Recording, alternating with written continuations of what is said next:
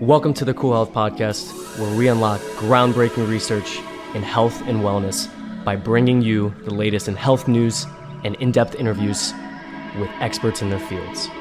We're here to make health cool again.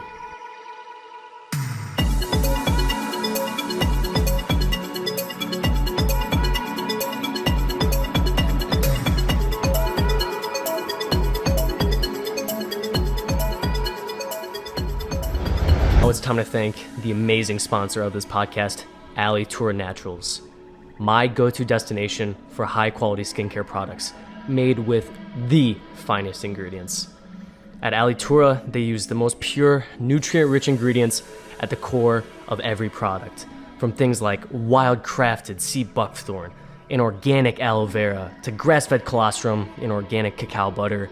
Each of the ingredients is thoughtfully selected, and it has these incredible healing and nourishing properties. Why do I choose them over other skincare? I mean, just from their all-natural ingredients, guys.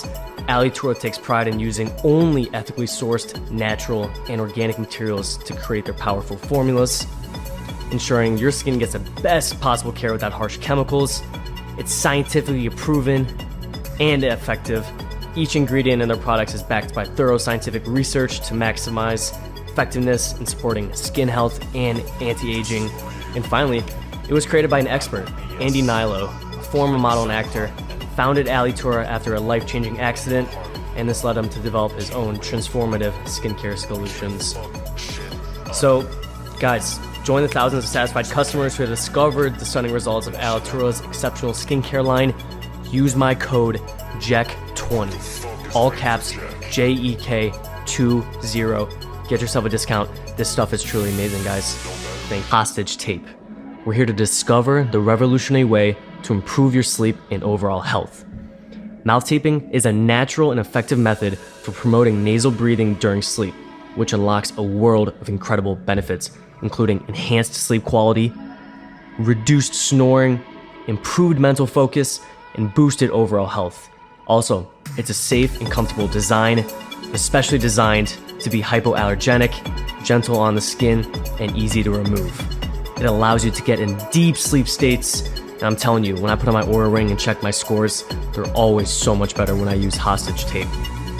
For the discount code, guys, it's going to be John67447 for 10% off. Once again, John67447 for 10% off. If you really want to enhance your sleep, get amazing deep sleep, and feeling incredibly refreshed, Jade, what's up? Nothing. What about you? Oh, it's so good. Welcome to the show. All the heat in Dallas. Thank you. Glad to be here. First guest on in the new studio. And it's my podcast virginity that I'm losing. It's gone. Basically gone. What's going on? Oh, nothing. Yeah? Yeah. Ready to talk some health stuff. Yes. I always like to start with, what have you been up to today? Playing pickleball. Okay. Out on the Dallas heat, sweating my butt off. I feel you. Yeah, drinking the electrolytes, doing the health stuff. Uh-huh. Packing for a lake weekend. Okay. Mm-hmm. What's up with pickleball? Pickleball? Why not tennis? Oh, I do both. You do both? Yeah, I actually think I prefer tennis more. Yeah. Do you play either? I just played tennis today. Okay. And I'm a bastardized tennis coach. What does that mean? It means I used to coach frequently, and now I just say I'm a coach. Okay, well, you need to coach me. Right. My boyfriend and I, we go out and try to play, and we're like, pass it back and forth. Yeah. Okay, so. I can serve because I'm a volleyball player, or I was. Mm-hmm. And I can backhand. It's just more getting it consistent. They rated tennis the top brain boosting sport out of all of them. And you can play it when you get older. It doesn't hurt your joints. Mm-hmm. That's actually kind of why I picked it up. And it's free. You can go and play it for free. Mm-hmm. Do you like it better than pickleball, or do you like pickleball better? I like tennis 100% better. Yeah, it's way better because you can hit it harder. And I can beat people. I go to Florida. You're from Florida? No, Michigan. Okay, but you've been in Florida I lived a couple in Key times. West like 3 different interesting. times. So I went to Florida to play pickleball, and there was 2 courts. And one court had kind of the amateur players, the older ladies. And then the next court had some players that you wouldn't suspect anything of. They were taking a break at the time. Go play the old ladies. I go, hey, let's go play some pickleball. We had a good session. I smacked them. I get onto their court, the next court over, And I'm like, hey, can I play around with you guys? They're like, come on, let's go. Uh-huh. I didn't win a single point in pickleball. So it's just tennis from now on. They literally will sit, my mom and dad, they go and play. My mom plays pickleball. She's a pickleball fiend now. Okay. But she says they sit in the court and they just like wang it. They don't even move. They just like kill it. What, on the net? No, they just kill the ball. Like they're that good. They don't have to do anything. They have it down to a science. Okay. So we got the fitness in, and you're a top nutritionist. Yes. And I'm glad you're here because we got some big topics to cover, some big questions that I hope we can answer today. So, let's start with the first question. Nutrition plays a big role in all of our lives. How is the diet that most Americans are eating, how is this causing excessive inflammation in our bodies? I would say because everyone eats out at restaurants and all the food has so many different rancid oils on it. And then think all the meat and the dairy, it's all conventionally produced. Right. So lots of pesticides, hormones, and then everyone's eating processed foods. Like no one eats vegetables. How many times have you hung out with friends for like a weekend and no one touches a vegetable?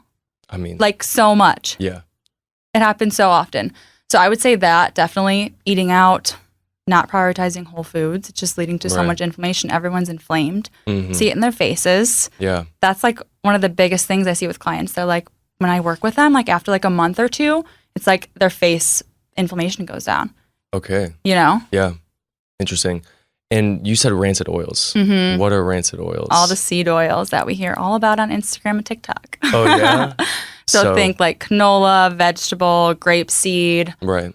Rapeseed, which is just another name for canola. Sunflower, safflower. What did I miss? I think that's soybean, corn oil. But that's all they cook with at restaurants. And think a lot of the organic like virgin olive oil and like virgin olive oil in general is like those rancid oils. It's a corrupt market. The extra virgin olive oil. Yeah. Unless you're getting like a really reputable brand that's tested, a lot of the time like the studies say like it's not even like pure olive oil. Oh, wow. Yeah. Like our oils are just tainted. So I've heard the restaurants, some would proclaim that they have extra virgin olive oil and cut their oils with seed oils. Okay, so they might do that, but even if they think they're buying organic, or not organic, but olive oil, it's not. My dad owned a restaurant for a long time. They got olive oil, but is it really, like there's no testing that's being done, so we don't know if it's real or not, and it's expensive. So the manufacturers like switch it out. Yeah. I also heard olive oil loses its nutritional content after 6 months. In most of the supermarket, olive oil it's been on the shelf for 2 years. Because it takes that long to transport. Dang. So I know, right? I'm actually in the olive oil club. No way. Look at me, right? It's called the Olive Oil Club. It's by this dude named TJ Robinson. He's considered the olive oil hunter. Okay. So he goes to, some of these blue zone locations, some of these top rural farmland locations all throughout different continents, Europe, South America, Australia, and he goes during their peak harvest.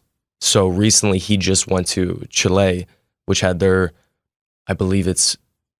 think the seasons are changed. So it might have been their fall or their early spring harvest. So he would, bring back just loads of real regenerative olive oil. You can tell the difference. I mean, it's like spicy. The spicy, right? Yeah. With those polyphenols, those plant compounds. Okay, and so you get it from them? Like you're so like I get it from him. You get a membership and you buy 3 bottles. Oh, wow. You need to send me this. Yeah, right? I get it from Costco. They have like the organic extra virgin olive oil. Okay. It's like one of the best, like on tests, like it proves to be pure. Okay. Who knows how old it is? Now you're making me second guess it. But it does have that like spicy kick. And it's got that like green color. Yeah. So, well, now I'm feeling like I need to look into it more. Right. Some good tips for the olive oil. If they have a harvest date on it, amazing. If you want to buy it and just say, let's taste it and see, that's a great Yeah. Like that. It's almost like, I want to say like peppery, right? Very peppery. Yeah. Yeah.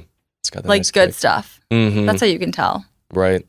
And sometimes the filtering of it, last thing about olive oil, it's like if you look through it and you can see some kind of contents in it, that's good. Yeah, like the cloudiness. Cloudiness. Or what do they say if you put it in the fridge and it's supposed to get pretty hard. Whereas if it's like a good olive oil should it should go solid, right? Interesting. And then if it's seed oil, it will stay liquid. Like that's how you know if it's good or not. Okay, these seed oils. Yeah. So why are these things so bad? I mean, how are they made? Oh yeah. So what happens first is they're government subsidized crops, right? Okay. So the corn and the soy is typically in the canola. Like those are like the top 3, I would say. There's a couple other like we talked about. Mm-hmm. But so first to make them, the corn and the soy and the canola are genetically modified. Right. So GMOs, it's totally fine if you're okay with GMOs. I say this to my clients all the time. My brother will fight me to death about them.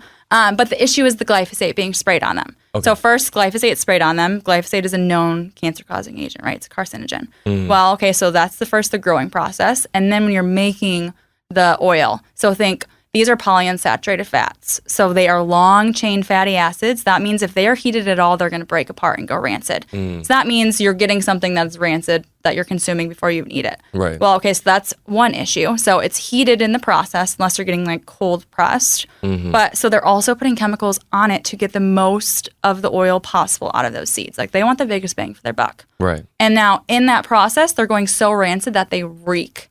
And so when they reek, that means they have to deodorize them with chemicals. Okay. So that's 2 different steps of chemicals to make it palatable and not tasting. And then it's in all of our food because it's cheap. So yeah, so that's the issue there with the production of it. Sounds like they're getting beat up. Yeah. The oils. It does. Okay, so when we think about food and all these inflammatory, products that are being caused by drinking these refined oils, eating this processed food, what else is a big problem that you're seeing with your clients, with just people in general, which, from inflammation? What else are we seeing with the food? Lots of sugar. Lots of sugar. Yeah. Mm. And then also thinking people don't eat, they don't know how to eat. The timing of their meals are off. Mm. They're eating late at nighttime, waiting until they get home from work to shove their faces. Right. Drinking coffee all day with creamers that have crap in them, and then living off of sugar because they're they have no energy that they need to get through the day that way. That's what I would say diet wise, and then just not eating all the anti-inflammatory things, so the things that have polyphenols, antioxidants, the berries, the vegetables, the good quality meat. Meat. Yes. We're going to get into that. First, we are both meat lovers. Yes, right. We need to get into this whole sugar dilemma. Yeah. Sugar's ubiquitous, and it's in a lot of foods, and there's a lot of misconceptions about it, especially when you're noticing, there's a granola bar, and it says it's healthy, but then you look at it, and it's got all this sugar. What are some, how can we combat this whole sugar thing, and what are the problems with sugar itself? Why does it cause inflammation? Yeah. Really? So how to avoid okay, so when you're shopping, how I have my clients do it is I always switch to refined, non-refined sugar. So refined sugars, that's okay, you go to the grocery store, you can have anything you want, but you're staying away from a couple things. One of them is refined sugar. So think cane sugar, thinking beet sugar, which is just sugar. You're also thinking, what else? Sucralose, all those different brown sugar, all those things. And you're going to look for things that have maple syrup, honey, dates. There's different natural things. So you can still have some sweets every now and then. I don't believe in taking it out completely. I mean, do you eat naturally sweetened things every now and then? 100%. Yeah. And I have taken out sugar hardcore. And actually, it didn't benefit me anything. I felt great at first, but it was almost too much for me. My body needs a little bit of sugar. Girls specifically, we need some carbs. And if I'm already eating pretty low carb, my sugar, I need a little bit, fruit sugar, all that stuff. So I think that's important, is to pick better versions of it. And then the issue with sugar in general is it does cause inflammation. It feeds the cancer cells. It does all the things that we don't want it to. And then it also feeds the bugs in our gut. So when people have candida or they have bacteria overgrowth, what's happening is that sugar is feeding those bad bugs. So think we're taking, we grew up taking all kinds of antibiotics. We drank alcohol because we were 18 or 21, and drank alcohol, and we ruined our gut microbiome. And when we deplete our gut microbiome of all the good bugs, if we're feeding it a bunch of sugar, it's going to build all the bad bugs up because it's feeding them versus the good vegetables that will feed the good bugs. So definitely, I see it affect people's guts with all my clients. I'm seeing low energy, fatigue issues, hormone issues is another thing that I experience specifically, PCOS clients. or clients that just have more testosterone, like their estrogen is being turned into testosterone with females, the opposite for guys, right? So there's low T epidemic right now, and it's because the testosterone is being turned into estrogen. Why is that happening? Our sugar diets.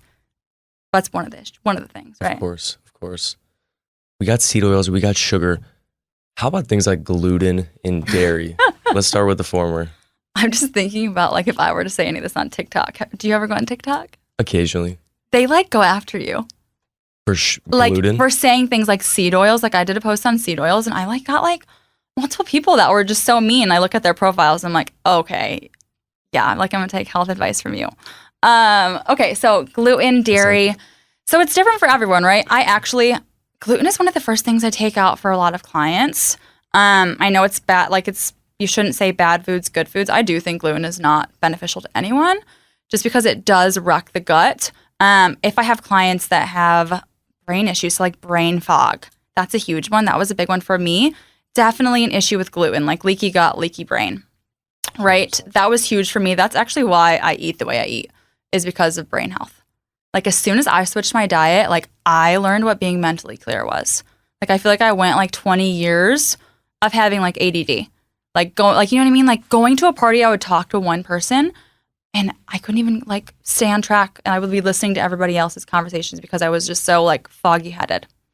Okay, so that's gluten. I think it causes issues with the gut. I think it's inflammatory.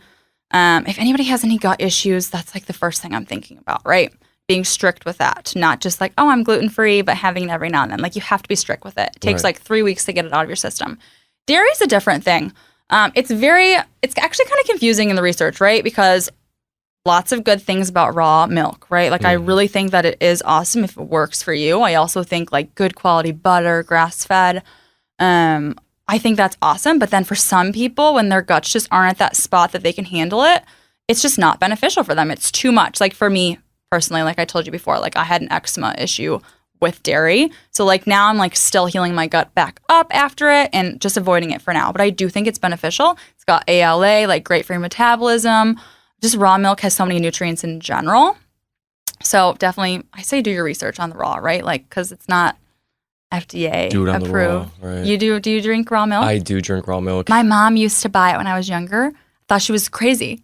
You thought she was crazy? Oh my gosh, yeah. I was not into the health. Like me and my siblings were like, oh my gosh, so embarrassed if our friends wanted milk because our milk was in like a glass jar with cream on the top of it. Oh, they're like nasty. Nasty. That's funny. And also, I was going to note, there's great nutrients, but they're also bioavailable. Yes. So, because a lot of the time in the process of making like the milk or like processing it, what do you call it? Like they heat it to a certain point, pasteurization, yeah. They are killing all the nutrients and like the things that help us break like the lactose and stuff down.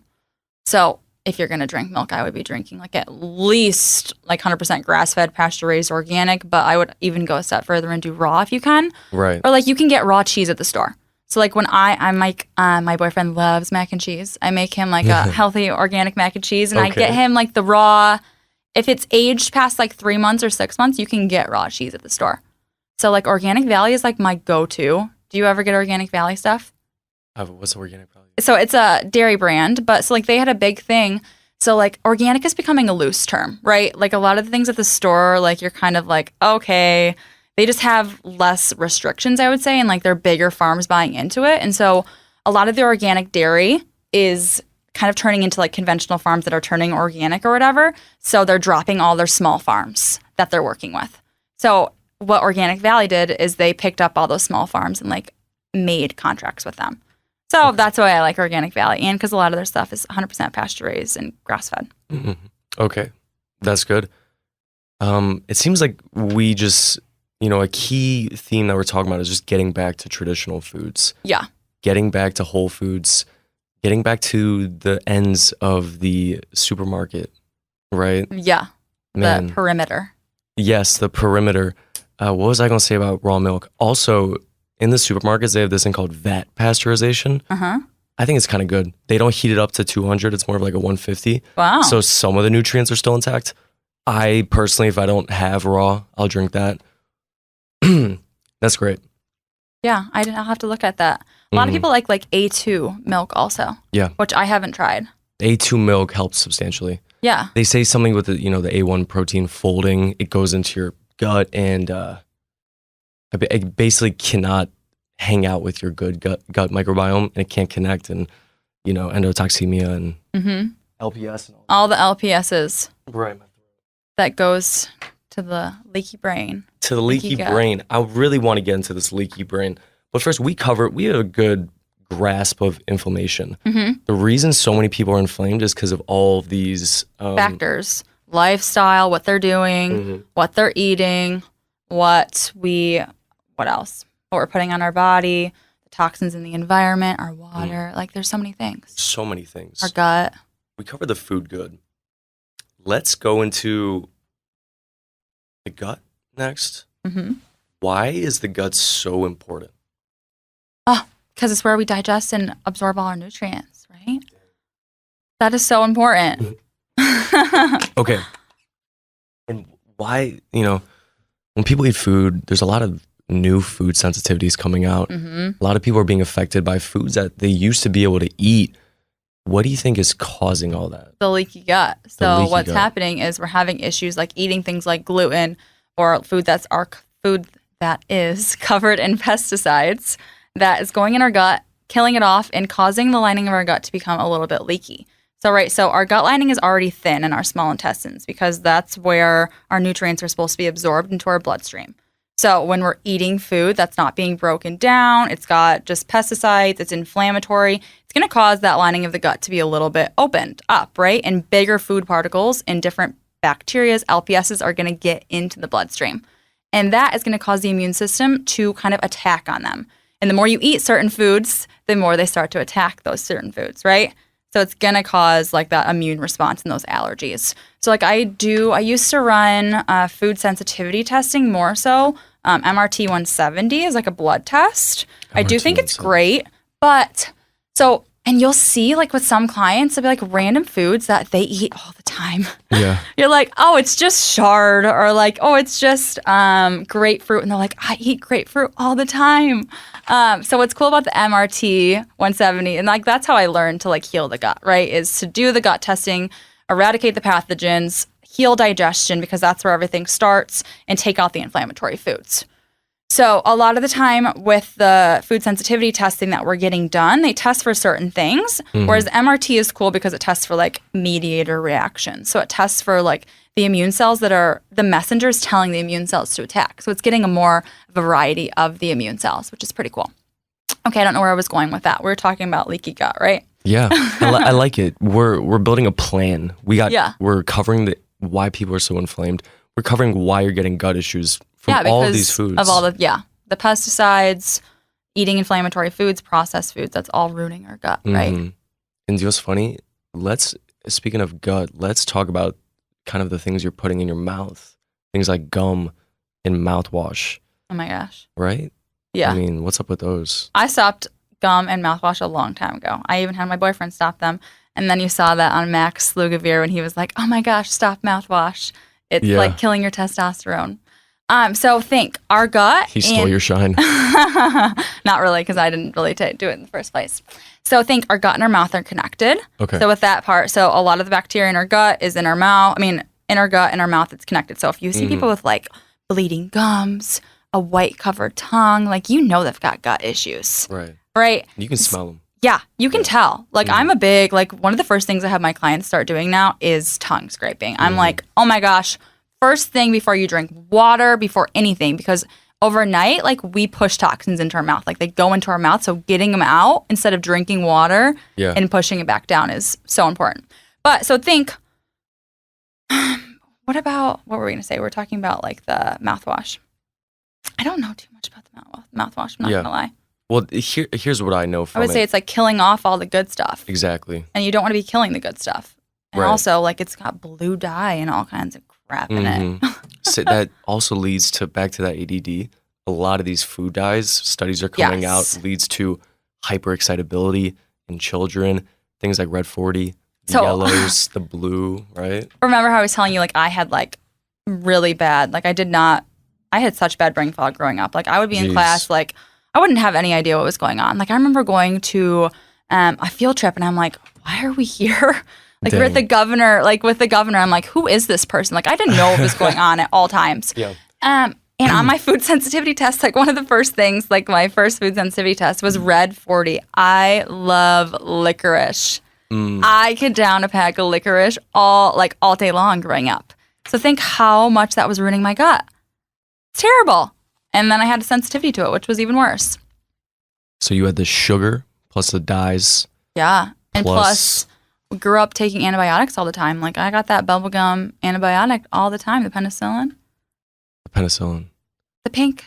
The pink. Oh, what's that called again? Isn't it penicillin? Wait, I thought penicillin was... No, it's not penicillin. It is... I thought it was for like insulin. Yeah. I think it might be. I'm trying to think of what it is. But anyway, like I had ear infections. Pepto-Bismol? No. Are you talking about that? Oh, no, you're saying they're giving you antibiotics. Medicine. Yeah. Oh, right. Like I had chronic ear infections all the time. I always got that stuff. Since I've never had someone on with this much stuff to say, let's keep going in different angles. Please, we need it. Let's talk about why antibiotics really quick, because people think, oh, I'm feeling a little ill. Let me go to the doctor. Let me get some quick. Well, first, the doctor just throws antibiotics, right? Yeah, I mean, that's what they're taught to do, right? Like they are taught, like I have a lot of respect for doctors. I really do, but I've definitely got like gaslit, you know? Yeah. But that's what they're taught to, like, I mean, sometimes it's important, right? An antibiotic is so important at certain times if things are like chronic. But a lot of the time for like when you're sick, like you could be doing natural things or like treating your body better instead of jumping and throwing antibiotics at it. Right? Or if you have gut overgrowth, like just killing things off with an antibiotic is just going to bring it back. You got to figure out why you had it in the first place. That's important there. But antibiotics, what they do is they kill bacteria, right? So they go into the gut and they kill bacteria. Is that good bacteria? Is that bad bacteria? It's all the bacteria. So we have good bacteria. Yeah, we have good bacteria. We want like the normal, like commensal bacteria. So like when I do gut testing, stool testing, very fun. If you haven't done one, have you done one? Oh, yes. I've done the... GI map? No, Viome. Okay. Which is, I understand, not the most comprehensive. Yeah, but it's still cool. That GI, was that by Genova Diagnostics? Yeah. Okay, yeah. Yeah, that's the one I run. But it tests for like the good bacteria too. And like sometimes like when I get gut tests back from someone who's chronically bloated, all it is they have no good bacteria. Like you need good bacteria to digest your food, to metabolize sugars, to have a good metabolism in general. Like we need to have good bacteria.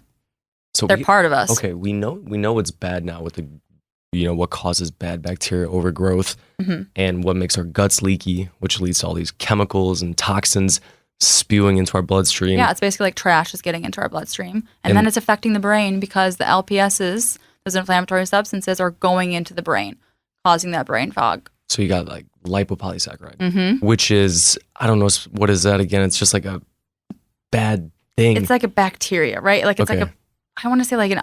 Isn't it spewed? I understand these gut bacteria. It's kind of like the toxins being released. It's like the toxins being released. The bad gut bugs, they spew out their LPSs stuff. Yeah. Like have you ever done any like gut eradication stuff? Like have you ever done any I just finished that Paracit by Cellcore. Oh my gosh. So I didn't... How did it go? No worms, maybe one. Are you sure it was wasn't just biofilm? I was disappointed to say the least. I was hoping for I heard 2-foot worms and all this stuff. Just that Tudka. The Tudka is so strong. Okay, so the Parasite Kit, if anyone knows, is a bunch of herbs. If you're into alternative health and healing your gut, you got a bunch of viruses, a bunch of bad bugs, a bunch of good bugs as well. But with the foods that we were talking about, you're going to have bad bug overgrowth. And also you have parasites in there. You get parasites from White Rock Lake. You get parasites from the feet. They put your food on food and all that. So a good way to combat this, Spider, we good? A good way to combat that is by going and doing a parasite cleanse, which you can get from Cellcore or whoever. And you hear some crazy stuff. Did you go extra strong? Like, what did you do? I actually went, they said start small. You did one day before and one day after? No, I did a couple of days before. Yeah. That's what I think that I was just because I have never done one, the parasite kit, like for the full moon, right? Mm-hmm. I haven't done that specifically. I've never had parasites, but I mean, we all have parasites, but I haven't had an issue with it. Yeah. I don't want to knock on wood. Knock on wood.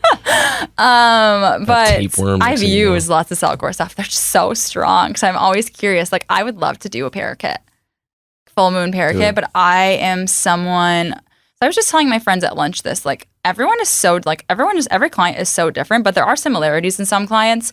And like for me, I push things on my skin.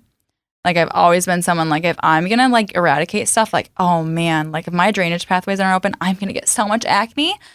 And that's what I've always dealt with. But like, so I'm worried about the parasite kits. Okay. Because people have like chronic acne from it come up. I'm glad you explained that. Because when you do a detox, a lot of bad bacteria, a lot of bad stuff that's been sitting inside you for a while begins to mobilize. Gets stirred up and starts coming out. And it sometimes shows. It shows in your bowel movements. It shows in your skin. Mm-hmm. It's slowly. You can almost feel worse at first. Right? That's a Herxheimer reaction. Yeah. I felt like ass. Horrible. The second day. I just had my boyfriend I put him on like a gut cleanse. I love how after Mexico. You're like, here, do this. He's like, yes. And of course, he's probably like, Jade, really? Yeah. But like the first 2 days or 3 days, he was like, I have a headache. And like other people don't put 2 and 2 together. I even have clients like, oh yeah, I had a headache last week. I'm like, it was die-off. Like some people just have that. He's very lucky. Like his body gets everything out. Like he just had a headache. But for me, like when I've done gut stuff, like, out of my skin instantly. We got the cleansing. Let's get into our favorite topic. How can people really digest their food well and have good bowel movements? Let's start getting some solutions for the gut. Specific tips that you tell your clients. Okay. Well, first, food. You have to be eating good food. You have to chew your food completely. Right? What? That's the first step of digestion. I mean, not the first, like your eyesight is the first sight, but like that's where we break it down. Yeah. We also have to have enough stomach acid. So have you talked about, like, do you know about stomach acid, like why that's so important? Like hydrochloric acid? Yes, like hydrochloric acid, so important, right? So our first step of digestion, like that we do in our body, is our mouth. We're breaking it down, so we have to chew that good, and then it goes into our stomach. Our stomach is going to churn it with its muscles and then burn it with hydrochloric acid, right? So we need to have enough stomach acid because that food needs to turn into chyme and get very acidic. It has to hit a certain acidity or it will sit in your stomach and ferment. So it has to get really acidic and then the valve opens and it continues down into your digestion. So I see a lot of people that have issues with hydrochloric acid. So not having enough of it. Why don't they have enough of it? A lot of people don't eat protein. That's we need amino acids to make hydrochloric acid. A lot of people are stressed. They're sitting in a stressful state. Who doesn't eat their food while they're driving or they're like at work? Everyone does that. You're not focusing on your food. Alcohol, Tums, obviously, things like that are going to kill your stomach acid. So we have an epidemic of like people with low stomach acid. That was something that I struggled with. Like I had acid reflux all the time. And that was because I didn't have enough stomach acid. So what happens if you don't have enough stomach acid? It seems like reverse, right? Mm-hmm. You think, I have acid reflux because I have too much stomach acid. But no, it's because you don't have enough. And what's happening is the food is sitting there and then it's fermenting and bubbling up and burning your throat. So, right, your throat lining is a lot thinner and just a little bit more gentle versus your stomach.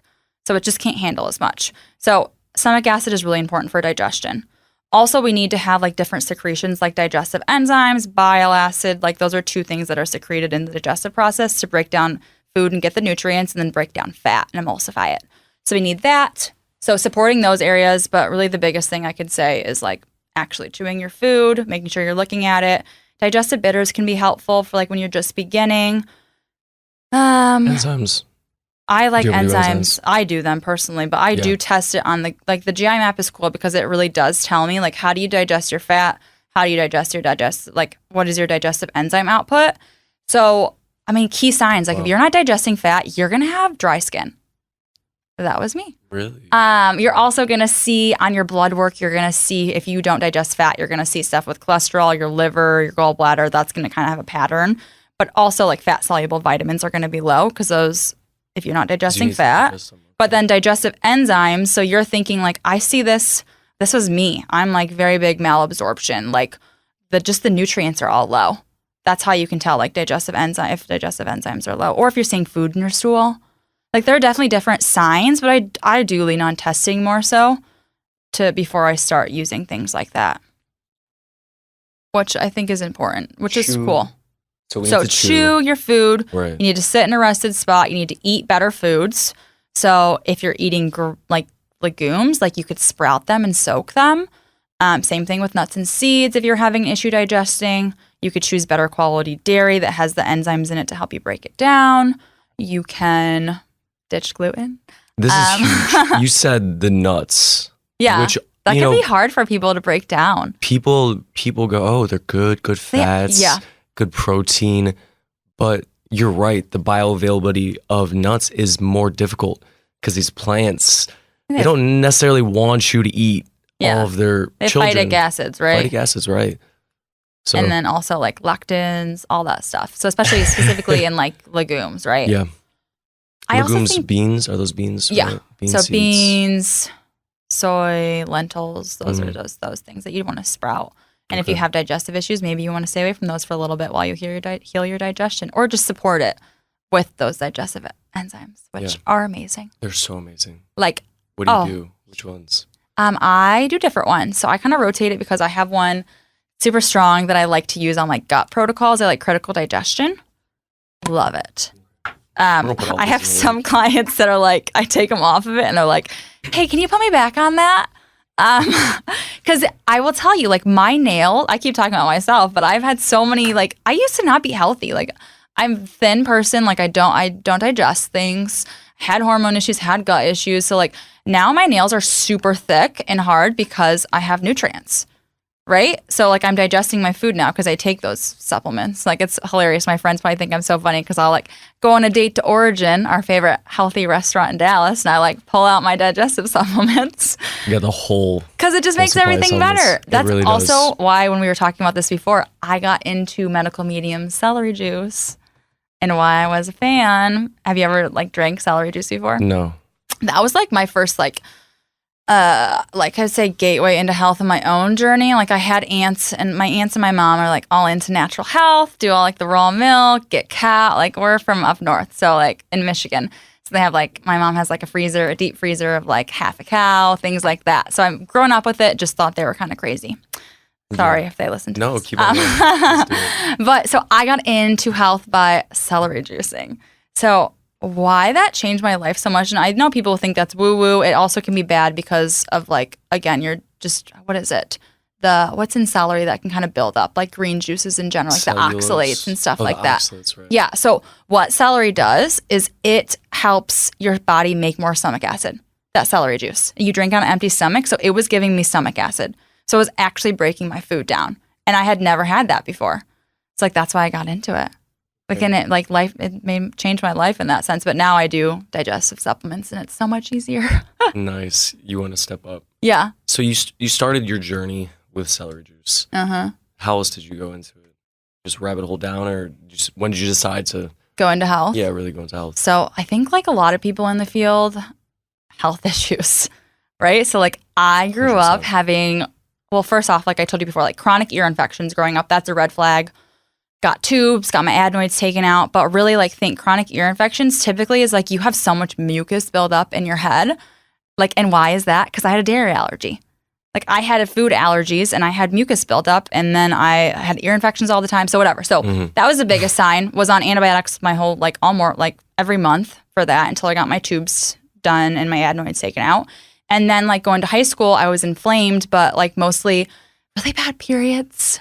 Really bad acne. I want to talk about that. Right? Went to the doctor, and I love my doctor. She's awesome. But what are they taught to do? Like, oh, you should go on birth control. Lucky for me, my mom was like, yeah, no. But most other people's moms don't know that. Like still, and my little sister has friends that are on it, and I'm like, oh my gosh, should know that. So kind of dealt with that, right? Yeah, at young ages. I would have been like 16, 17. Like that is too young. And like my mom was like, she doesn't even know what that's going to do to her body. Like, let's not do that. So I took some pain pills. So I got some high pain pills because my menstrual cycles were that awful. Like I would be nauseous, puking, stay home, all the things. So a little bit later on, moved to Key West, living my best life, and I decided to stop eating meat. And wonderful. Yes, because that's what all the cute skinny girls on Instagram do, right? That we're influenced by. They don't eat meat. So I didn't eat meat, and I lost my period for about 2 years. And I had like started eating meat. It wasn't like a known thing. Like I was just like secretly doing it. Because if I did that, my brothers would like make fun of me to like you just hide the plate. Oh yeah, I just wouldn't eat it that much. I literally was eating like what do most vegetarians and vegans eat? Junk food. Like I was eating like chips and salsa. Vegan, but anyway, bro. so like so I from there, luckily my family is really into functional health. So I went to a functional practitioner when I was in Denver when I lived there, and what did she do? She put me on like an anti-inflammatory diet and like ordered some tests and tested my hormones and like sent me on my way. Like no follow-up. Like I had like a follow-up 2 months later.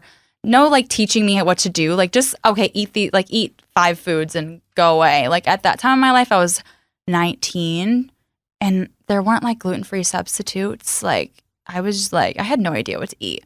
So that was like a red flag for me. Like no one's going to help me. You're not going to check in on me. So, okay. I did the diet for like a month and was like, okay, yeah, not doing this anymore. And then a year later, I saw our functional naturopathic doctor at home in Michigan, and he did lots of testing and put me on a boatload of supplements without like an explanation, like, like kind of like, okay, here, take all these supplements, good luck kind of thing. Like you can see me when you come back because I didn't live there. And I got my period back and all my hormones were crazy. But like through those 2 experiences, I just saw like such a gap. Right? Like I need someone that wants to check in on me, that wants to know how I'm doing, that's going to run all the tests because you know what? Yeah, he put me on all these supplements that got my period back, but I am like, I would say probably if I was tested, they would say I would have PCOS. Like I'm very androgenic. Like all the supplements he put me on like made my hormones go crazy. Like I had cystic acne all over my face, my neck, my back.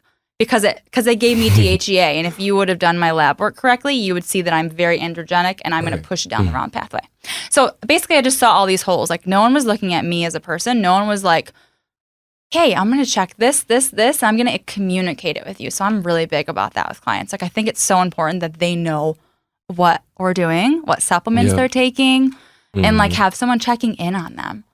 Because you don't want to just be put on something and like have no support. So that's why I got into what I'm doing.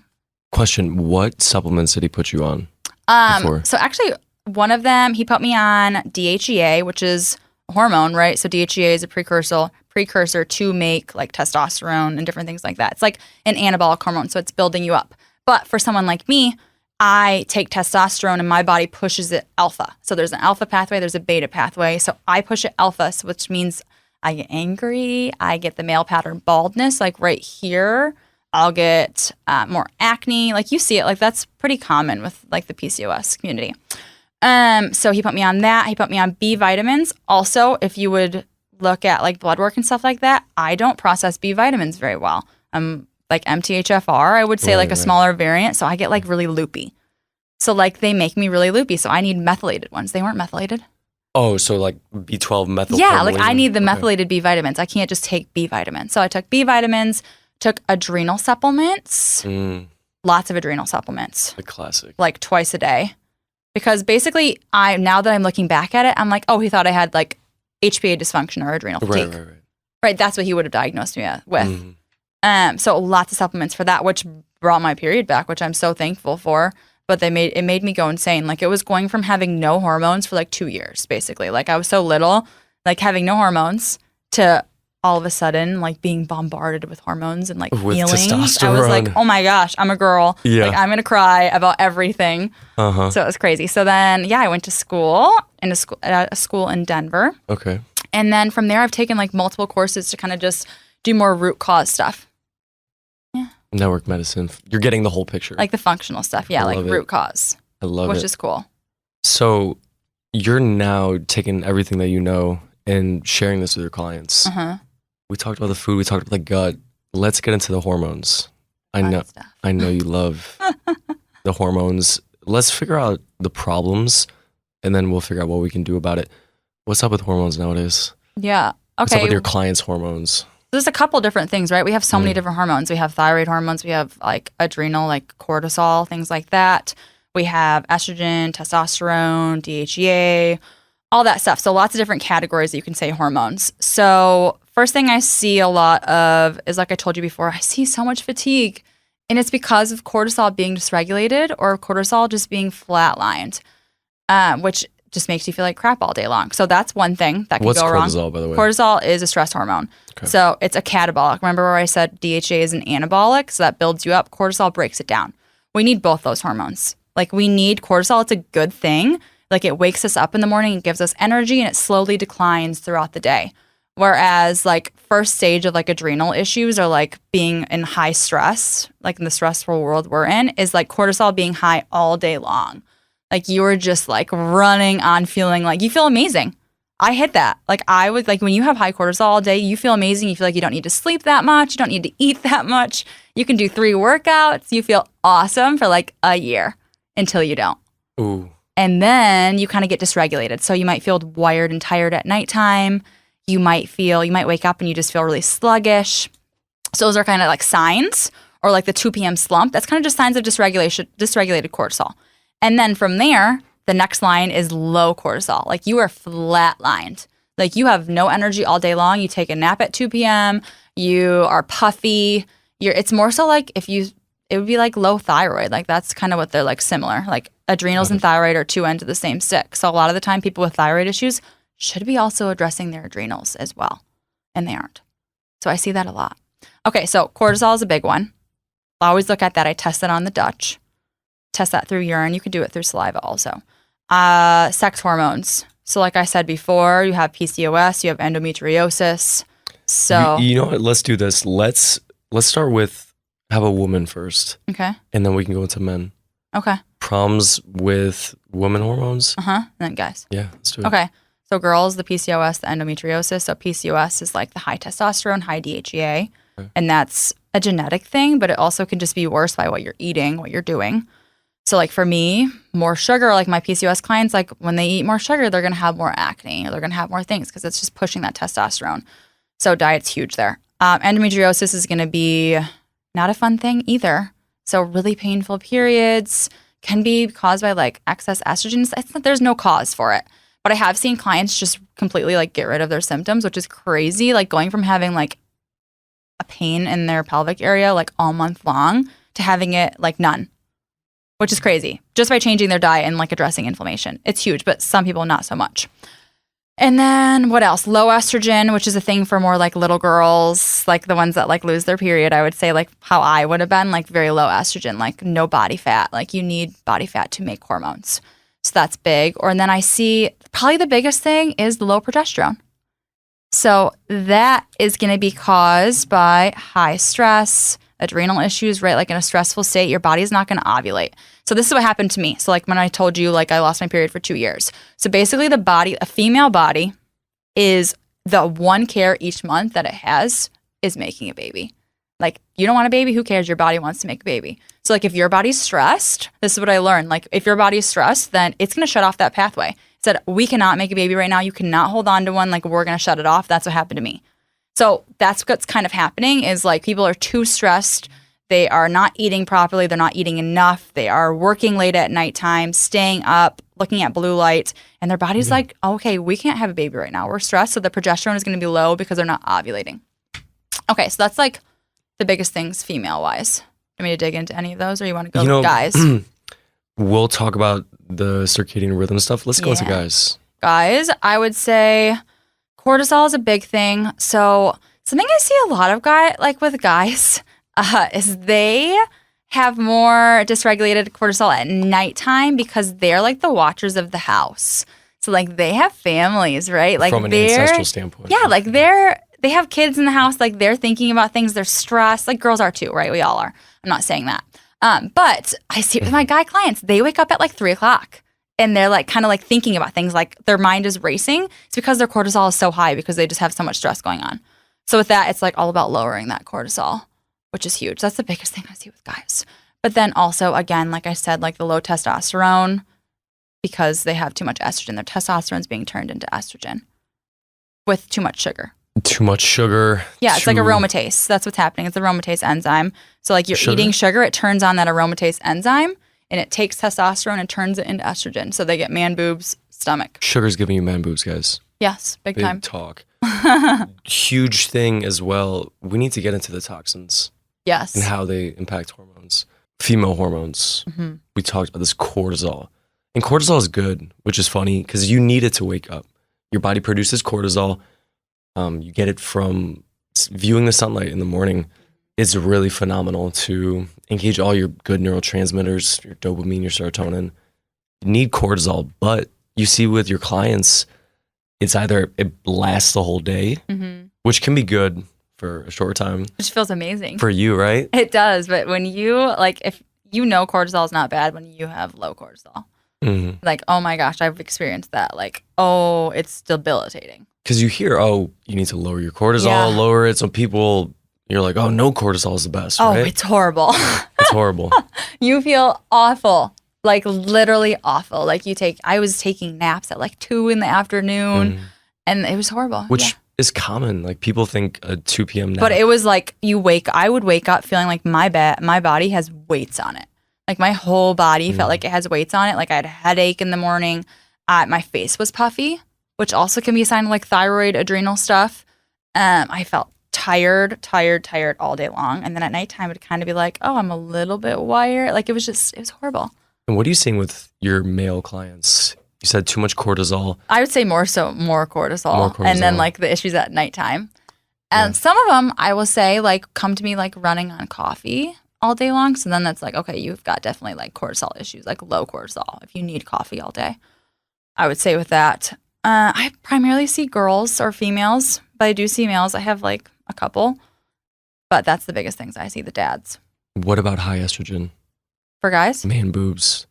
I see that. I don't really test I test cortisol and stuff, but I don't like test the hormones on them. So yeah, I can see it, but I see guys change so fast. Guys are so lucky. Like, I work with guys, and like a week later after they start things, they're like, my coworker told me my skin is glowing. I lost 10 pounds. And it's like, oh my gosh, my female clients would like kill you. Why do you think these hormones are getting so fluctuated? Like, what's causing all this hormone madness? Oh my gosh, so many things. So you already named it, like the not seeing the sunlight in the morning and the blue lights at night, but also the toxins, right? So like, we are slathering our bodies with toxins and like the sugar, like we talked about too, but like, we are putting personal care products on us that have all kinds of toxins. We are drinking water that has fluoride and different things in it. And then also think our water has medications being washed down the drains in our water also. So that's another thing. And then what we're breathing in isn't like, there's toxins everywhere, right? The air we're filters. Surrounded. Which it's kind of hard not to be like a Nazi about it. Like, you shouldn't be a Nazi about it because we're going to be exposed to them either way. But you can kind of take control of the little toxins, like the deodorant you're putting on. Or are you putting cologne on? Like, you probably shouldn't do that because it's like a fragrance. Fragrance is not good for you. It like sticks in your fat cells. Same thing with plastic or cookware. Like, okay, so people drinking out of plastic bottles all day, they leave them in their car.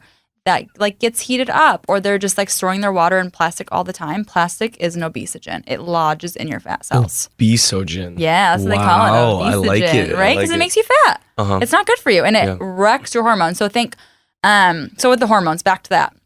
So toxins and hormones, they are going to be like, they're called endocrine disruptors, but they're going to be, what is that word that I'm trying to think of? They mimic estrogen. They're xenoestrogens. Oh, xenoestrogens. So what they do is they mimic estrogens in the body. So sometimes, like some females, you'll think that they're estrogen dominant. So estrogen dominant, like they carry weight around their like hips, butt area, maybe stomach, like that's estrogen dominant. That can be because of all the toxins that are in their body that they're not detoxifying. Right. Like, our livers are backed up. Our livers only can do so much. And if you're consuming toxins, your food's laced with toxins, you're putting perfume on every day, you have plug-in scents in your house. I mean, everyone has those Bath and Body stuff. I'm like that weird friend that like goes around blowing candles out and unplugging it. Yep. I used to work in an apartment. I used to lease apartments when I lived in Austin. I lived everywhere. And they had like one that was like constantly blowing like a big machine. And I would unplug it every day. Because I was like, the car fresheners. Those poor Uber drivers. If I really like an Uber driver and like we're talking, I'm like, hey, just so you know, you should really unplug that. I should tell them. This is awful. They don't know. No, they don't. I mean, the more like you feel like, okay, you're being a Nazi about things. Like sometimes I'm like, okay, I'm a little crazy, but like you should be able to know. Like, you deserve to know. Like, you have to be an advocate for your own health, and the government is not doing it for us. No, so you gotta do it for yourself. Yes. I want to give some practical tips. when it comes to kitchenware, all things glass. I mean, Pyrex, everything. Oh, yeah. Costco has the big Pyrex thing that's super cheap. I love the Pyrex. It's annoying because they don't stack as nicely as the old plastic ones used to, but it's worth it. When it comes to cleaning supplies, I know 2 good companies. 7th Generation. Also, Branch Basics. Yeah. You like Branch Basics? Yeah. And then Sal Suds. What's that one company? Dr. Bronner's. Have you heard of Dr. Bronner's? Yes. I have their body wash. So yeah, just like the wash you put on your body. Guys, if you're using body Old wash is Spice, the easiest one to switch. I mean, it's like the Old Spice. You put it on, you're going to get man boobs, 100%. The chemicals that are in that, the dyes. We talked about the dyes with the brain. Yeah. Your skin is like a sponge. It soaks it up. That's our number 1 organ, and we love to put that in. Go straight to the bloodstream, right? Our biggest organ, right? Like everything absorbs on your skin. Have you ever done a castor oil pack? What's this? You don't know what a castor oil pack is? No. No? It's like an ancient technique. It's a detox thing, right? Yeah, so it's for your liver. You can do it multiple places. So the brand I like is Queen of Thrones. And yeah, she rocks. So what it is it's like an ancient technique. So castor oil is really detoxifying. Like I don't think you even should like swallow it because it's so detoxifying. But anyway, so what you do is you have like, you can do it different ways. There's a lot of messy ways homemade you can do, but it's too much. It like stains your clothes. So they have like this like pad thing, and you put the oil on it and you put it over your rib cage. Your right side under your right rib cage is where your liver is. So you put it over top of it, you tie it around, and you walk around for a couple hours, and it basically sinks into your skin and detoxes your liver. The first time I ever did it, it was after I was doing like TUDCA, and I passed liver flukes because I was so open that I think it just like pushed it through. What's a liver fluke? Like they're little bacteria things. Like they look like little tomato skins. Is that good? Like you want them out. Oh, you want them like out? They're pathogens. Right. So like basically we all have them, and like they're clogging your liver. But like my body was like so open and ready to detox that putting that on for like a long period of time, and I have a very small stomach, so like it like sunk into my liver and detoxed it instantly.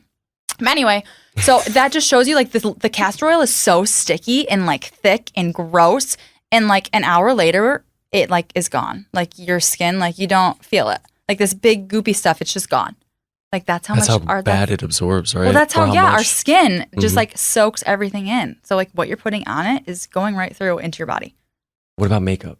Yes, huge. I have issues with that. So Beauty Counter, Ilia is pretty good. EWG.org, so Environmental Working Group. These are the good things girls can do, or guys to check for makeup, right? Yeah, so Environmental Working Group, it's like all kinds of consumer reports, but they have a skin deep database. If you go on there, you can put like Beauty Counter this, or like you can put your body wash or whatever, and it will list it and it will grade it, and it will tell you why it graded it that way. So if it's less toxic, more toxic. So you kind of want things like lower toxic, so like a 1, 2, or 3. And so a lot of these companies like Beauty Counter is EWG verified. So they are like very clean. Or you can do Ilia, which is pretty good. Mineral Fusion, Primal, I think it's Primally Pure. Is that what it's called? There's all kinds of good like non-toxic ones, female-wise, like makeup. You're saying it's because the makeup doesn't have like the toxins in it. Like they're doing more natural things. Like there's not really much regulations on, especially American products. Yeah. Like I think that phthalates. I did like a tour of a building one time, like of a healthy like makeup brand, and they like talked about how like the regulations haven't changed in like 100 years or something like that. Like they don't update them. Girls, please be careful. Yeah. Yeah. And you're putting it on every day. And it's soaking right in. Soaking right in. Mm-hmm. Same thing with like, toothpaste, got stuff in there, fluoride, all that. And then think chapstick, lipstick, like eating it. Yeah. Yuck. There's some good chapstick, right? Yeah. I have. Like beeswax. Yeah. All those, like everyone, there's good brands. You can just get at the store. I think that's pretty known now. Or maybe the stores that we shop at. Right. And then the skincare. Yeah. Everyone loves to scrub their face until they see white and get all the debris off. But speaking of gut microbiome, our skin also has a microbiome. And if you're constantly scrubbing the dirt off, you're also scrubbing the good dermis. Same with hand sanitizer. And you're putting on these chemicals on your face. I mean, it's going to seep right through into your brain and cause these undesired side effects. And a great company named Alitura You know Ali Tora? Mm-hmm. And he was on the podcast. He broke it down, and it was wonderful. Also, he has great...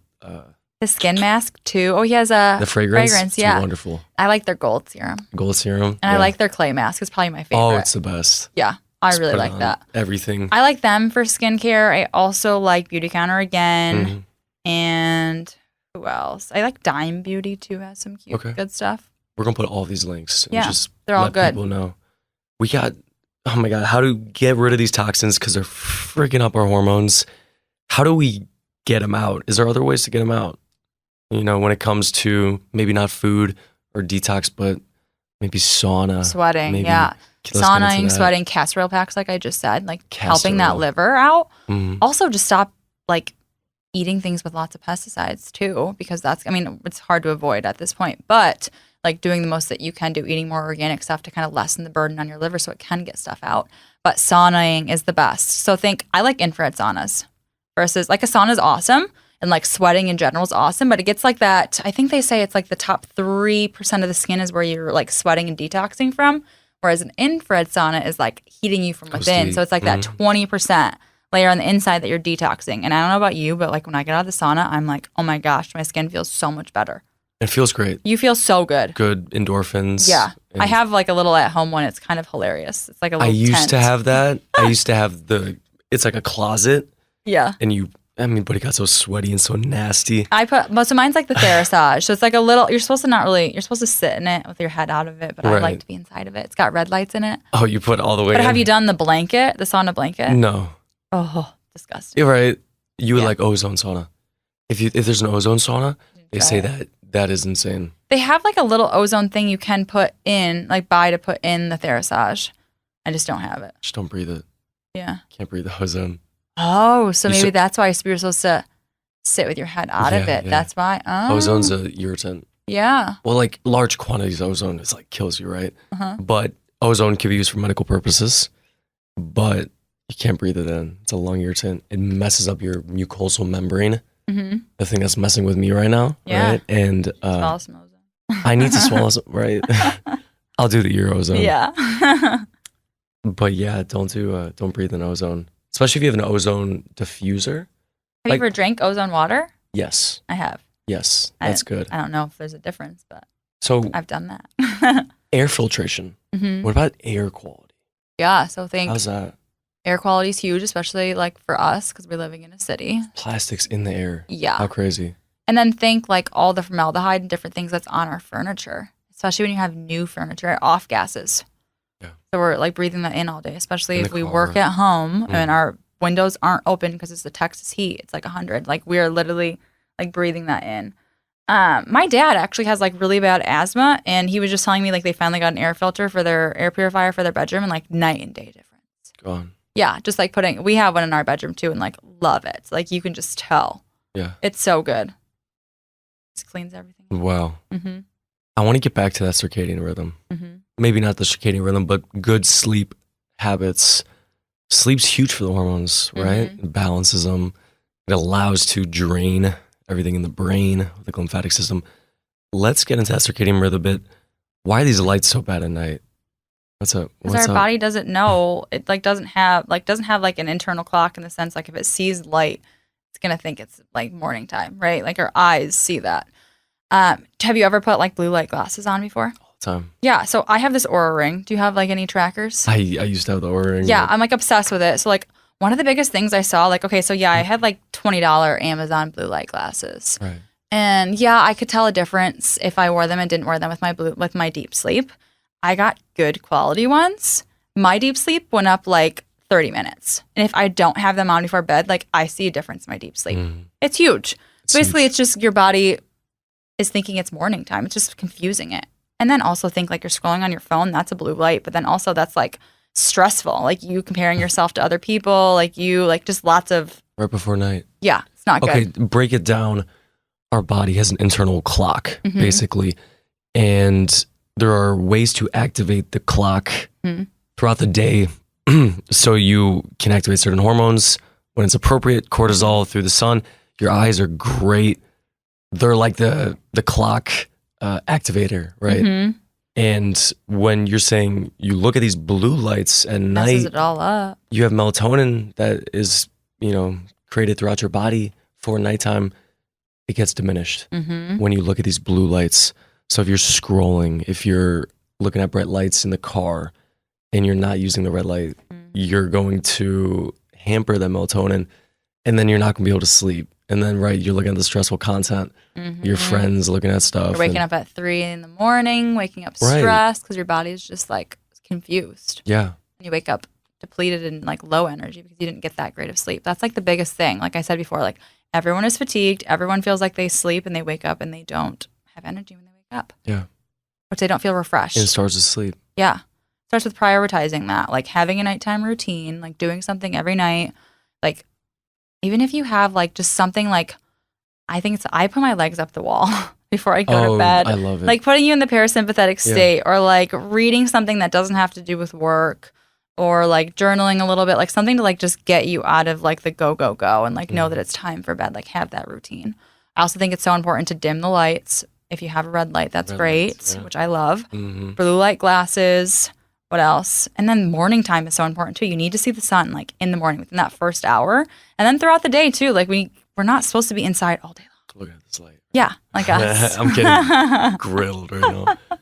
I know. I have like ring lights and stuff for like when I'm on calls with clients. I'm like, next podcast we'll do the RA optics. By the way, what light glasses do you use? I use Felix Grays. Mine aren't, like, they're pretty nice, and, like, I do see a difference, but they're not, like, the yellow lenses, or, like, the orange ones. I can send you the company. This guy, he's literally a photo light scientist. Yeah. That's his whole I've seen you wear them on your things, and so they have the daytime ones, which is great for a light like this. Okay, because have you ever put I put my blue light glasses on. I don't wear them during the day because they makes me tired. Like, I don't think it's good. Like, I kind of am worried about all these people with, like, contact lenses with blue light filters. Oh, it sounds horrible. I'm like, I don't really know if that's a good thing. A new study just came out. Contact lenses, that in general, but just thinking about having the blue light filter, like you're not getting blue light. Like maybe you're getting like the outside. Right. Sorry. Because they have a blue light filter in them. I'm like, how can that be good? With the sun? Yeah. No. I mean, I'm sure they're not that great of blue light filters that they're like really blocking everything, but I'm like, it's dark. Just knowing how much it impacts me when I put my blue light glasses on all day long, I'm like, ugh. But back to that morning sunlight, you're right. Helps with the hormones, helps with the natural cortisol rise and fall. Because if you're constantly looking at these bright lights, I mean, you're not. It doesn't know what time it is. Doesn't know what time it is. It's supposed to go to bed, or am I supposed to stay up? And also, I was thinking about this. You can't tan properly if you don't get natural sunlight in the morning. I forgot what was being produced. Even when you're outside in general, you're supposed to like have your eyes like seeing the sunlight, or you're going to get burnt. Sunglasses. Why is everyone wearing sunglasses? I don't know. Well, because they have adrenal issues. If you have low cortisol, like you are sensitive to light. So like you need those sunglasses. Like if someone has low cortisol because they're like, oh my gosh, my eyes hurt outside. And they get dependent on them. So some people are just dependent on them, but other people just have low cortisol. Yeah. But yeah, I mean, we're just told to, we just kind of get told to do different things and we just all follow suit. And they look cool, I guess. The sunglasses. It's important to still wear them. I think in certain times, like if you're golfing all day, I don't think you shouldn't have them on. Like I think you should put them on. I also think if you're on the lake, that water reflection or the pool reflection is damaging to the eye. Right. So we're not staring at the sun, but we should have some indirect light contact. Oh, yeah. Okay. And some people don't get outside during the day. Like you'd be surprised. Yeah. Like they don't leave the apartment or the house. Like you work all day and like, yeah, you need to be outside.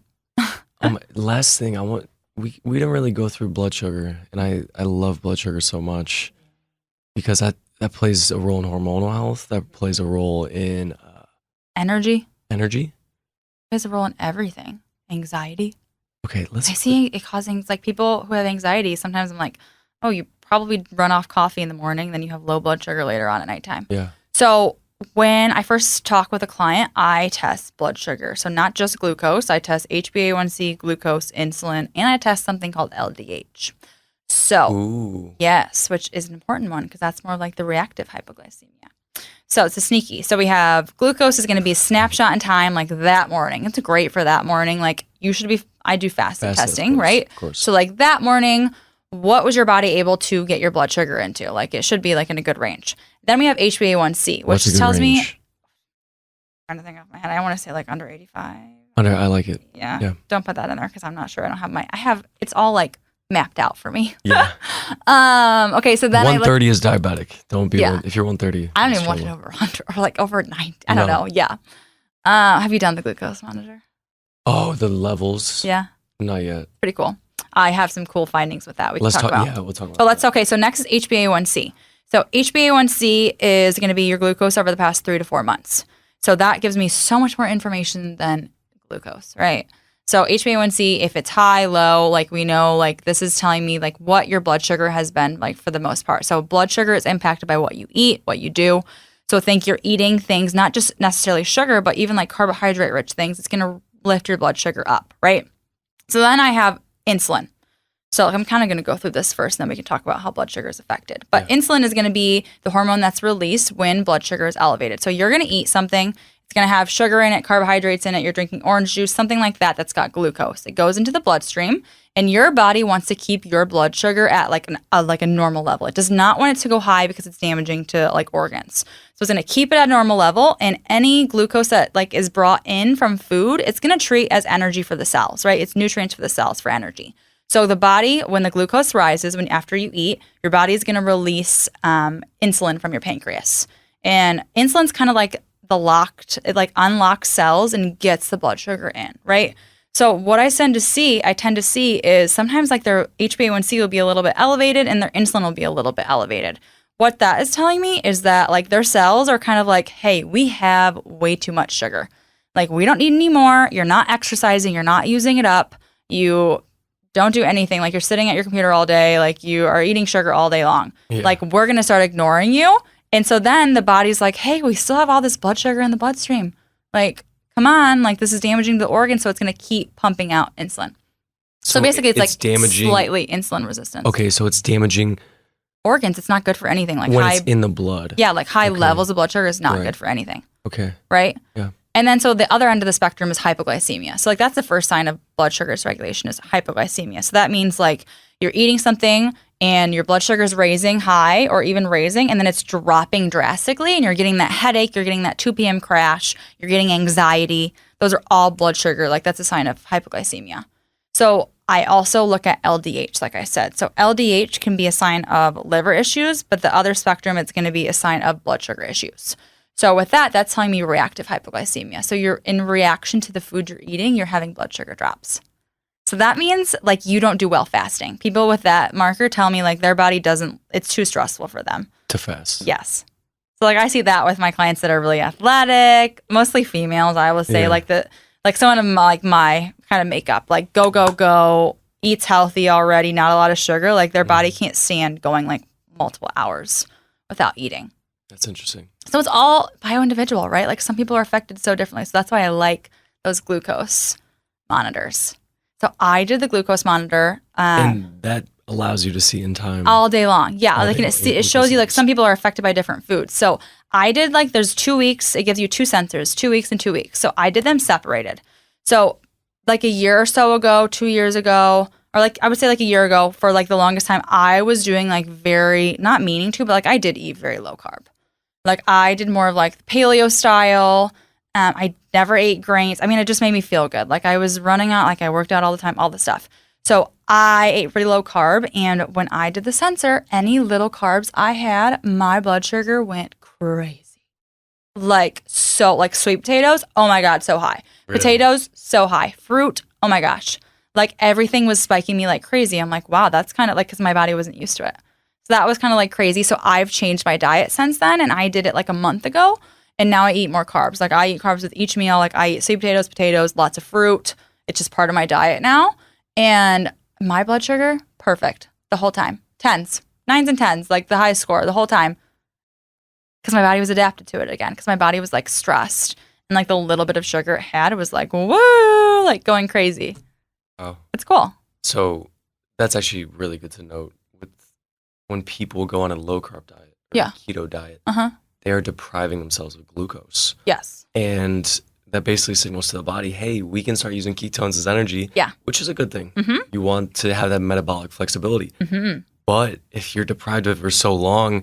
And you're working out all the time, and you kind of get in, like I was telling you, like that high cortisol state. Like When I was doing that, like I literally thought I was a superhero. I was like, I don't need to sleep barely. Yeah. Like I can go to, like I can wake up so early. I can do 2 workouts. I feel great. Really? And then, it just gets to a point where it doesn't work. So your body forgets how to process glucose. I don't know if it's that or if it's just so stressful. Because it's a little bit harder, I think. It's you restricting calories. Yeah. Mm-hmm. It's harder on the body in general too. Like some people have a harder time making like fuel, like ketones from fat. Yeah. You can take something like carnitine. Oh, it's great for the adrenals too. Yeah. Have you ever taken it? I've eaten meat. Yeah. But I've taken it as a supplement and like you notice the brain difference. Really? I'm very body aware. I sound crazy. But like I take it and I was like, when I started taking it, I was like, oh wow, like have more like clarity. Because apparently it was probably too hard for my body converting like the protein, like just the fat in general to ketones. Yeah. So it helps the body use fat as energy. Oh, that's wonderful. Ketones, which is cool. Okay. But I'm all about the natural form of it too. Of course. Not just slamming ketones and MCT oil until your body goes, fuck, fine. Right. But you do use ketones, right? Yes. I have never taken them before. Oh, you would love them. It's just clean brain fuel. Yeah. Anyways, why, you said that you eat sweet potatoes and your blood sugar's fine now. Mm-hmm. What else do you eat with the sweet potatoes to help with that, right? I don't just go around eating bacon. So let's explain this. Blood sugar, let's talk about the blood sugar curves. We didn't actually talk about that. Why is it curving? Okay, kind of foods? So think. You need to be having a balanced meal. This is the first thing I change with every client. I think it's so important and it impacts everything. It impacts your weight, impacts your energy, all the stuff. So you need to be having protein, fat, and carbohydrate and vegetable with each meal. That's like kind of how I base the meal because the protein and the fat balance it out, right? So like you can kind of play around with it. So like I do morning smoothies. So a lot of the time when people have smoothies, like they go to like Smoothie King and stuff like that, they are sugar bombs. And most people's breakfasts are sugar bombs when I start working with them. Like, right? Like they are oatmeal, bagel. They are toast, bagel. I say bagel. Cheerios. All the stuff. Or a smoothie, like just a fruit smoothie, which fruit is so great. But if you don't balance it out, it's just a blood sugar nightmare. Hold on. Just a fruit smoothie? Yeah. People think that's so amazing for you. I know. It's so terrible. But so think if you do not have the protein and the fat in it to slow it down, slow the absorption down, you're just getting a blood sugar spike. Okay. And then you get a drop. So I hear some people are like, oh, but I don't really like eating breakfast because it makes me hungry an hour later. It's because they're having a sugary breakfast and it's causing their blood sugar to go up and then drop and they need instant food. That's why people feel so Yeah, that's also with the coffee, the sugar coffee. You go get Starbucks, it's got sugar in it. You get the sugar, all the junk. So Starbucks is when you put all those milks and sugars in that. Yeah. That does the same thing. Yeah, it's basically just like a sugar water. Yeah. Okay. Yeah. So I always say breakfast is the most important thing. Even if you're going on vacation, breakfast needs to be your thing that is non-negotiable. Protein, and fat. That's no matter what. If I say you go to the restaurant, you can't get vegetables, which you can. Get eggs, get bacon, get the protein-rich things, and then you're going to be set for the rest of the day. Because if you get the waffle breakfast or the pancake breakfast, you are putting yourself on a blood sugar roller coaster. So, right, you're eating the waffles or the pancakes. Maybe you have a little bit of bacon, but you're putting syrup on it, strawberries, all the sugar. It's causing your blood sugar to go really high and then drop, and then you need instant food. So then you have a quick granola bar that you find, which is usually sugar, and then it happens again. And then it's lunchtime, and then you're having pizza, and it just keeps going on, and then you feel like crap. So a spider tagged that. That was phenomenal. So then, yay. So I think breakfast is so important. Okay, so let me kind of explain my smoothie. So I'm really big into smoothies for breakfast. I like it. Right? I don't really like breakfast food. Eggs don't agree with me. I would like to have a steak for breakfast or a smoothie, literally drastic ends. But okay, so I started having smoothies. I was afraid of protein, so I'd put half a scoop of protein. You put all your fruit, you're hungry an hour later. Okay, so then I learned Be Well by Kelly, her smoothie method, which is protein, fat, fiber in each smoothie. So the protein is a 20 grams scoop of protein and then a scoop of nut butter, and then your fiber, which could be chia seeds, flax seeds, a fiber mix, psyllium husk, or even cauliflower rice, and then your handful of fruit, so a fourth cup of fruit. So it's balancing it out. So I would do that, and I would do it with like 15 to 20 grams of protein. So I was getting more into protein at that point, right? But I was finding I was hungry like 3 hours later. So it was kind of doing better than the 2-hour mark, but it still wasn't enough. Well, so I was like, oh, I'm going to add more fat to it. So I added another scoop of nut butter. So I did like 2 big scoops of nut butter. Okay. Not the best. Like I didn't notice a difference, right? Like I almost noticed like, yeah, it just didn't make me feel that great. And so I was like, okay, I'm going to go back to 1 scoop and I'm going to do more protein. So I put it to 30 grams of protein. So I do a scoop of collagen, scoop of protein. I could literally go like 6 hours on that smoothie because it's so much protein to start the day off. And that's like the move, which is crazy, right? So I like that. So like big protein breakfast is, I think, the most important thing for everyone. What kind of protein? What do I like? You said collagen powder is good. So I like that as an addition. I don't think that's a complete protein. Right. And I like beef isolate. Ooh. So, right. So I like 100% grass-fed beef isolate. So I like Be Well by Kelly. She has a vanilla and chocolate, and it literally just has beef isolate, either vanilla bean or cacao and monk fruit. So 3 That's ingredients. Wonderful. Yeah. So I like that. And then I also like Designs for Health. They're pure paleo. I use a lot of their supplements, but I like their pure paleo. Their beef. Yeah, I'm all about the beef one. I have some plant-based ones, but just not the same.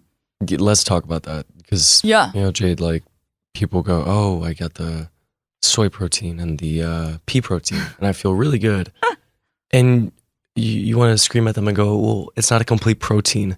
You're not getting all of those amino acids. Not bioavailable. It doesn't digest properly. Even the collagen, which is funny, it's missing some key. It's got the hydroxyproline and the glucosaminoglycans, but it's missing some key. Yeah, it doesn't have all the essential amino acids. Amino acids. So it's a nice addition. Right. Like I think collagen rocks, but I add an addition to the complete protein that's bioavailable, which is an animal source protein powder. So we need animal protein. I mean, yeah. Right. I like people to have animal protein. I like my clients too. I think it's so important. Yeah. Like you're going to be nutrient depleted. You're not going to have all the amino acids. Those are the building blocks of the body. That's how you make stomach acid. That's how you repair muscles. Like that's how you have healthy hair. That's how you detox. Yeah. Right. Yeah. It's part of, so I love, like I do some detox supplements with some people, like when I'm really focusing on the liver, and 3 of the supplements in the packet of 5 are amino acids. Yeah. So like they're needed for detoxification. Different steps of it. Yeah. This is so good. So fun. This is really good. I want to wrap this up with kind of like a patient meeting. Mm-hmm. I'm a new patient for you. I'm coming to you because I have low energy, fatigue, might be bloated. We went through some of the stuff you did, but I want to get a whole panel overview. Okay. And let's go from there. Okay.